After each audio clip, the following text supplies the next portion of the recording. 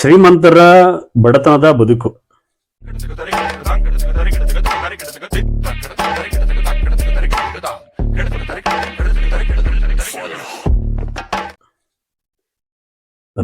Real life ವೇದಿಕೆಗೆ ಸ್ವಾಗತ.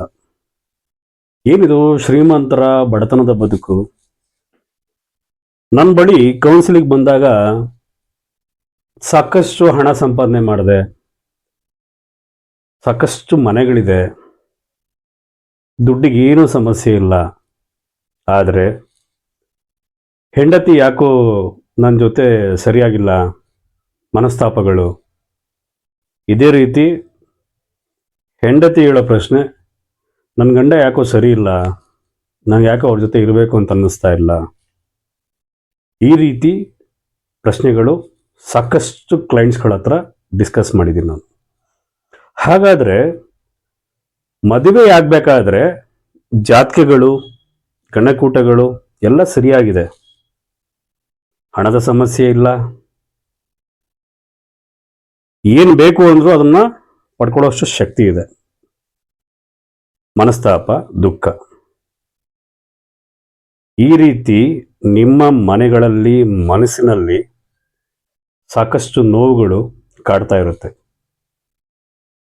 ಹಾಗಾದರೆ ಇದಕ್ಕೆ ಪರಿಹಾರ ಏನು? ಹೋಮಗಳ, ಪೂಜೆಗಳ, ಅಥವಾ ತೀರ್ಥಯಾತ್ರೆಯ ಪ್ರಯಾಣಗಳ? ಇದೆಲ್ಲ ಮಾಡಿದ್ಮೇಲೂ ಪರಿಹಾರ ಸಿಕ್ಕಲಿಲ್ಲ. ನಿಖರವಾದ ಪರಿಹಾರಕ್ಕೆ ಕರ್ಮ ಸಿದ್ಧಾಂತಗಳು ಪೂರಕವಾಗಿರುತ್ತೆ.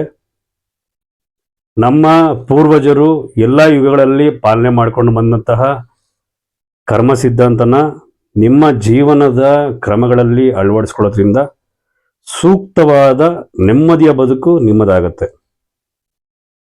ಈ ರೀತಿಯ ಮಾರ್ಗದರ್ಶನ, ಕರ್ಮ ಸಿದ್ಧಾಂತದ ಅವಶ್ಯಕತೆ ಇದೆ ಅನ್ನೋರು ವಿಡಿಯೋ ಕೊನೆಯಲ್ಲಿ ಬರುವಂಥ ನನ್ನ ಕಾಂಟ್ಯಾಕ್ಟ್ ನಂಬರ್ಗೆ ಕಾಲ್ ಮಾಡಿ ನಿಮ್ಮ ಸಮಸ್ಯೆಗಳನ್ನ ಮೆಸೇಜ್ ಮಾಡಿ. ಹಾಗೆ ನಮ್ಮ ಪರಂಪರೆಯ ಪೂರ್ವಜರ ಅಗಸ್ತ್ಯ ಮಹರ್ಷಿಗಳ ಆಶೀರ್ವಾದ, ಮೂಲ ಗುರುಗಳಾದ ಆನಂದ ತೀರ್ಥರು, ಆಧ್ಯಾತ್ಮ ಗುರುಗಳಿಗೆ ನಮಸ್ಕಾರ ಮಾಡ್ತಾ ಇಂದಿನ ಸಂಚಿಕೆಯನ್ನು ಮುಗಿಸ್ತಾ ಇದ್ದೀನಿ. ಧನ್ಯವಾದಗಳು.